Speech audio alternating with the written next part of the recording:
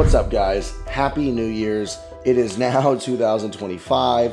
What a journey this has been. This might not be interesting to you guys. This might not be a video that you guys care to see. What I decided to do for this video, for this New Year's of 2025, is I wanted to talk about my journey into junk removal, out of junk removal, to building junk removal software. Some of you guys may have been watching me from way back when I first started. My very first video when I was in Ventura County, I was in a hoodie, a Jedi junk removal hoodie, and I was so nervous in front of the camera. I'd tell my girl, I have to leave because I can't film in the house. I was so nervous of being on camera with her in the house. So I'd literally leave to a park with nobody there. And if somebody walked by, I was so nervous. That was my first video of me talking about how I think I did my first 40K month.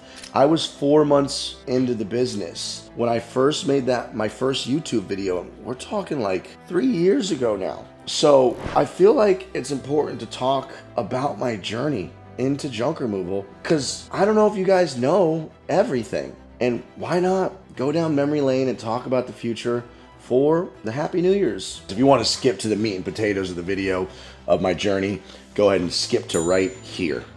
Before we get into the video, real quick, I am going to be giving away Sawzalls for the next 3 months every time I go live. So make sure you subscribe and check for my lives. I'm just gonna pick a random winner, and all you gotta do is pick a number or something. I'll say what to do, and then I'll ship you a Sawzall. So if you guys are interested in winning Sawzalls, pay attention to my lives. Let's get into the video. Running specials right now for the New Year's all the way through January. Check out the video description down below. I launched the new Junk Launch store. I have everything there: employee handbook, pricing sheets, door hangers, really good website templates that you can go launch on Duda, and you guys can have 30 pages, 50 pages, and more templates are coming. I have a free Clover machine that you guys can apply for if you want to process credit cards.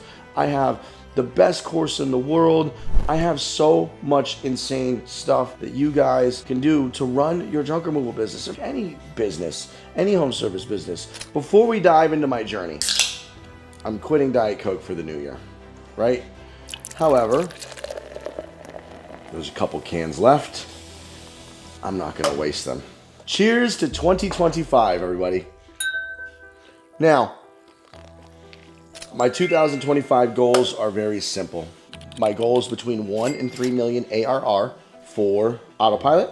Those of you who don't know what Autopilot is, it's the home services software that I'm working on to compete with House Call Pro, Jobber, and Workies. A better solution, more powerful, more features, easier to use, cost effective, all-in-one solution.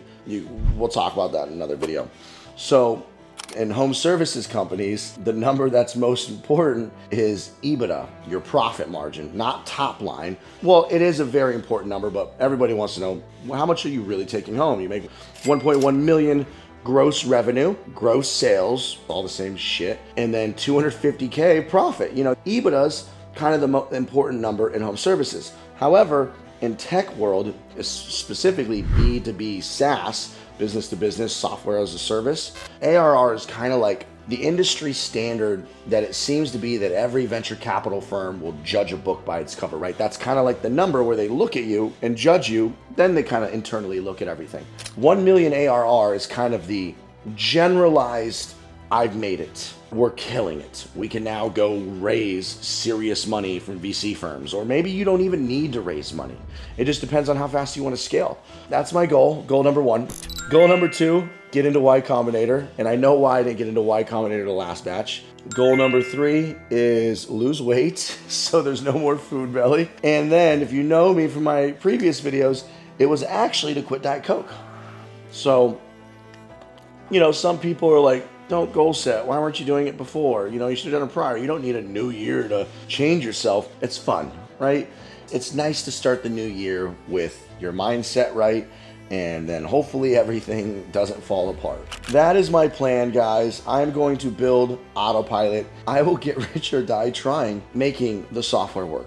A lot of us probably want to build something that you're proud of. And to me, it's always been building an application that millions of people use. That's always been my dream. I've done so many things in the past, and I've had my successes and my failures, and I've been in tech since I was 11 years old. I could feel it that this is it. And it's going incredible. Let's talk about the first chapter of my journey, and that was my travel app, Gypsy.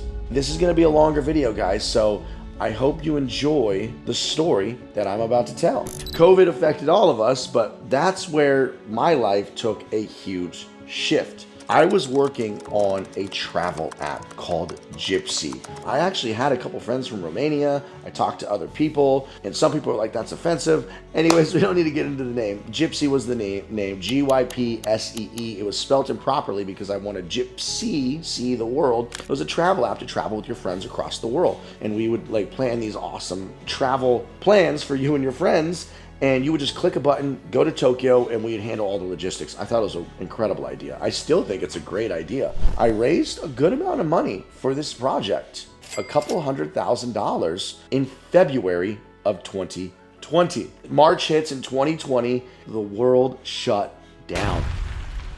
The investors panicked. They even asked like, hey, should we return the money? And I was just like, nah, this is gonna be fine. Everything's, because I genuinely thought this will be over in a couple months. Me and my team built this phenomenal product. Like, we were ready to launch 3 months into COVID. The investors are asking, and I'm like, it's gotta go away any day. They're asking me as if like I'm Dr. Fauci, right? 6 months in, app's pretty much done at this point. Ready to go, Android and iOS. And I'm like, I don't know. It was basically shut down. And to go to any country, every country had its own weird laws. Even going to Hawaii was a nightmare.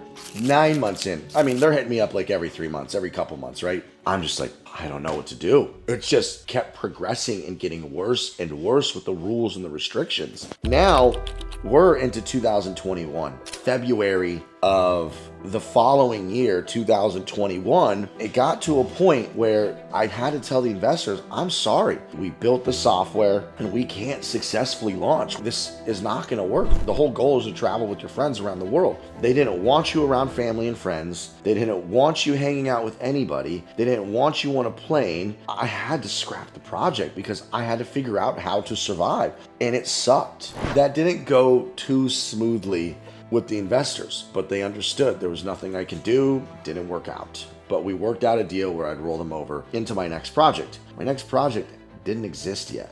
Luckily, the government's giving out free money. Yes, I took advantage of it. I mean, they're giving out money for unemployed people, right? Just because they're forcing you to sit in your house. Here I am trying to figure out what to do. Do I get another job programming? And the reason why I didn't want to get another job programming is because I was pretty upset and exhausted that I just wasted all this time for a whole year.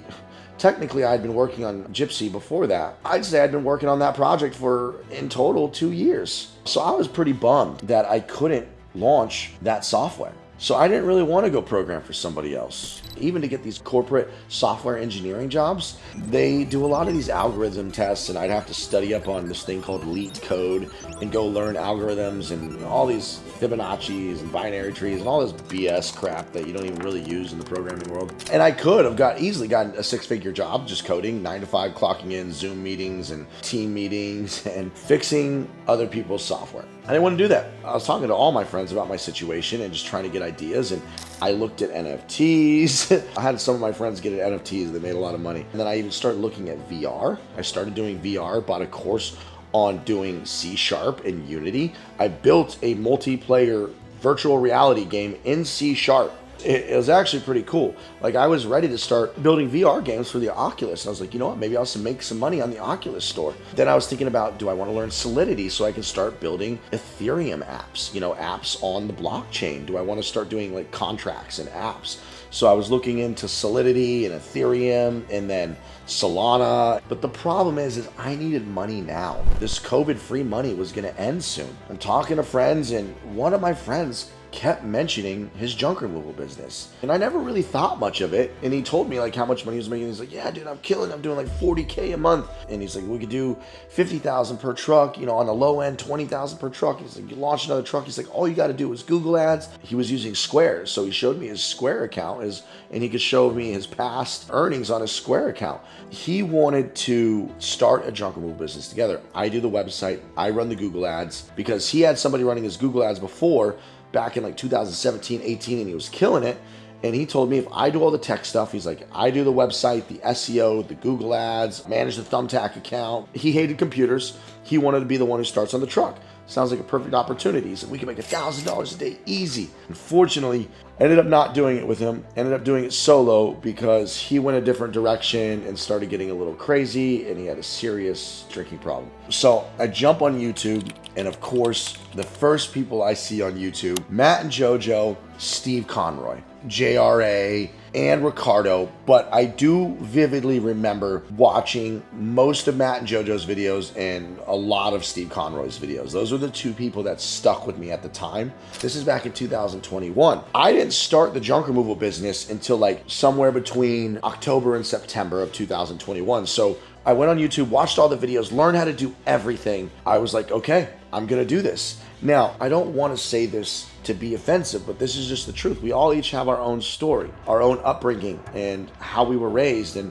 I've never done blue collar. I've never done a home service business. I've never done manual labor. I was raised as a little kid being video games, and then I got into computers at 9 years old, started programming at 11. I grew up with that, being the tech computer guy. So when I finally decided to start this junk removal business, it took a huge part of me to put my ego aside, because for lack of better words, I thought I was better than picking up trash. And I don't say that in a way that like I never have ever thought I was better than somebody, but it was just like, I can't do that. I was embarrassed. I hid it from Facebook. I hid it from everybody until I started like making $20,000 a month and then $40,000 a month. And I was like, holy shit, I could talk on YouTube about this, how I'm building a business. It doesn't necessarily mean I'm a trash man, but I'm building a waste management business. So it sounded like I could spin it to sound cooler, but I kid you not, I was ashamed. I was scared. I mean, I was in this beat up yellow truck with graffiti on the side and a gray square on one side with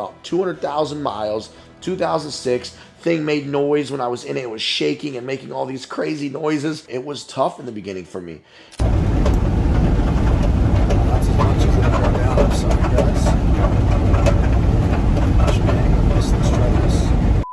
Junk removal changed me as a human freaking being. It humbled me.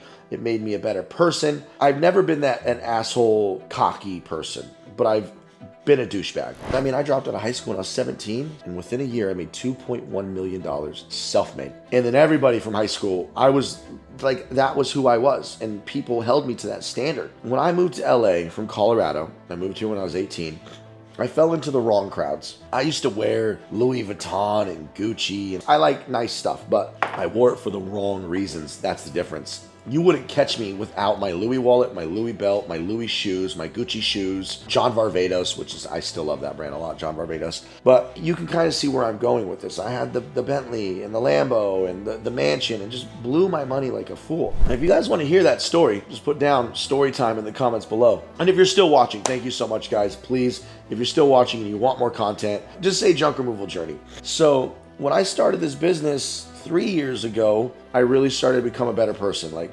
just through getting beat up through life, right?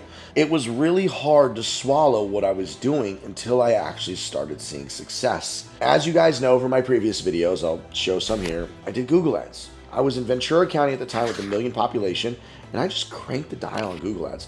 Remember guys, I knew what I was doing. I'm the tech guy. I'd already set up my website, my Google Maps, my Thumbtack, my SEO. I had multiple pages. I had all of my ducks in a row. So when I cranked the dial, it just worked. I answered the phone, I closed the call, and I got to 40 grand. I was trying to save up enough money and get off the truck and have the business run itself and scale the junk removal business and go back to Gypsy.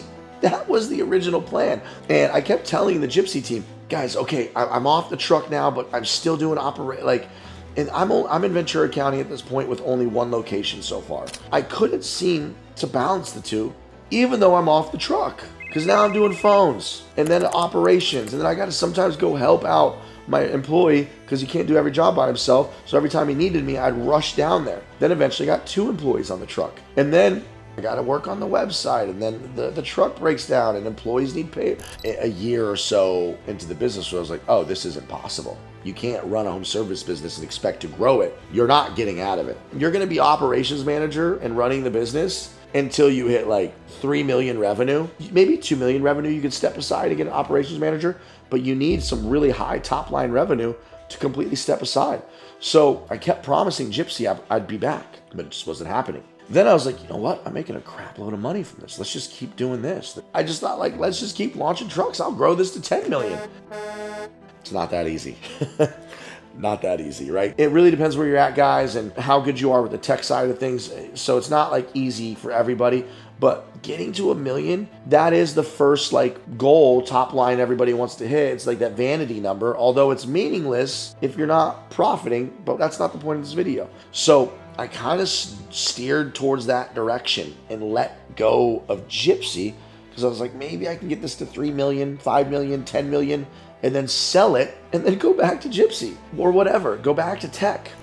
And then one day in the steam room, I always go into the steam room with my phone because they're waterproof and can't miss a fucking phone call, right? Because Google ads are expensive. And I'm sitting there, you know, going through my schedule and workies, and it just hits me out of nowhere.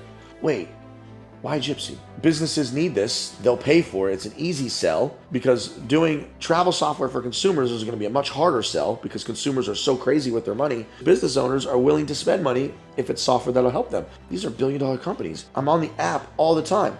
The websites they're fine, but the app, mobile app is like what all of us use 24/7 on the truck. And I'm like, dude, House Call Pro app sucks. Workies app sucks. Jobber sucks. If you guys are watching, I don't mean you suck. I'm just saying I was so frustrated. Building websites are much easier than building apps, guys. It's crazy how much harder it is to build a good app. Within seconds, that was the plan. That was the goal. That was the new mission. I can build better software. I've been using this software at this point for now a year. So I ran my business for another year, Jedi Junk Removal. And I realized I'll never get to the software side of things if I'm still in junk removal. I tried to do both simultaneously, but you can't. You can't build two companies at the same time. It maybe some people can, but if you're truly gonna build a company to the multi-million-dollar level, your sole focus needs to be that company first. Until then, you could hire a huge team and you're just CEO and you have hundreds of employees, and then you can start another company because now you're just a CEO making higher level decisions. I made a video here on why I left junk removal to explain why it just was not possible. Everybody in the comments is like, why don't you just get an operations manager? Why don't you just collect it? No, not that easy. You guys run a home service business, you understand. That was when I decided to sell the company, and I finally did sell the company December 15th for $225,000. And if you guys are curious why it was only worth $225,000, I talk in a lot of videos about how to value your company or increase the value, or why I only got 1x EBITDA. I could have gotten 2x EBITDA. I could have even gotten 3x EBITDA, but there's other variables. You can go watch that video here if you want to learn why. It took 6 months to sell the business, sold it through a broker. It was a cash buyer. I want you guys to understand, if you're going to grow any business, it's going to take every fiber of your being to do so. It doesn't matter if you're building software, landscaping, junk removal, pressure washing. If you're gonna grow this to the next level, it's gonna consume you. I really wanted to keep Jedi, but I couldn't. And it was a pretty sad day. Like, I felt a piece of my soul leave me, but I was also very proud. Veni Vidi Vici. I came, I saw, I conquered. Those 2 years and 4 months of junk removal changed my life. The first thing is it changed me as a person to have humility, respect, put my ego and pride aside, and do hard work. When I'm building software, it's just mentally draining. There's no physical aspect to it at all. A home service business is mentally and physically draining. And I have the utmost respect for anybody who succeeds in blue collar, because succeeding in blue collar, it is not easy. The physical labor, the mental exhaustion of trying to do your own SEO and run your ads and build your website, and then you have to do the talking on the phone, constantly answering phone calls and talking with customers. All like, you're just constantly doing sales, you're constantly doing physical labor, and then you're constantly doing the mental exhaustion of learning how to grow online in this new digital world. And I know a lot of you, that's hard for you. I remember the pain and the struggle. It was the hardest thing in the world I've ever done, but it was also the most gratifying thing. I want you guys to think about this. When you're building this company, I want you to build to sell. Because 5 years, 10 years, 20 years down the road, you may change your mind. You might want out of junk removal, and it might be time to sell. Maybe some private equity firm comes along and offers you a couple $1 million, depending on how big you built it. It'll be the most satisfying and most proud moment you ever have in your life to see this asset that you built. Or maybe you keep it and you're still proud. But it's a surreal feeling. That is my journey. I hope that you will try my software. I hope that you will switch from House Call Pro, Jobber, Workies, whenever you're ready. We are in beta, but I hope that you guys will give me a shot. I've been on YouTube pushing out content for 2 years now, just trying to help you guys out. And you guys know, a year ago in my videos, maybe like a year and a half ago in my videos, I started saying this. My name's Andrew, guys. I'm a serial entrepreneur, a software engineer, and a junk removal business owner. I started this junk removal business in California as a stepping stone to return to my passion of technology and apps. I invite you to stick around, hang out, and follow me on my journey from becoming a junk removal business titan to building a $1 billion home services app to compete with House Call Pro and Workies. I'm trying to give as much value as I can because I have an ask. I want to give you the best software, but also, I'm asking you guys to try it out and pay for it. I'm hoping I give more value than I take. At the end of the day, we're all salespeople trying to sell. We're all trying to survive in this crazy fucking world. I hope I have been of value to you guys, and I hope I helped you in 2024. Here's my promise to you. I have an insane lineup of content for the next 2025. Trying to make content that's not going to be same old $1,000 a day videos and blah, blah, blah. I want to have some unique videos and really cool content. I'm going to do everything in my power to give you content to help you crush it in 2025. With that being said, thank you so much for following me on my journey. Thank you so much if you invested. Thank you so much if you're using Autopilot right now. And there's so many of you, like there's over 100 of you who invested. We got 170 beta testers paying. I mean, that's insane, guys. I can't tell you how much I thank you because it changed this whole junk, just falling into junk removal and then YouTubing my journey. And here we are now with my software's finally launched. I've sold my company. I've raised over $200,000 on the crowdfunding platform, which you guys can still invest down below if you guys want to invest. I have 12,000 subscribers on YouTube. We did an awesome meetup in LA where 150 showed up.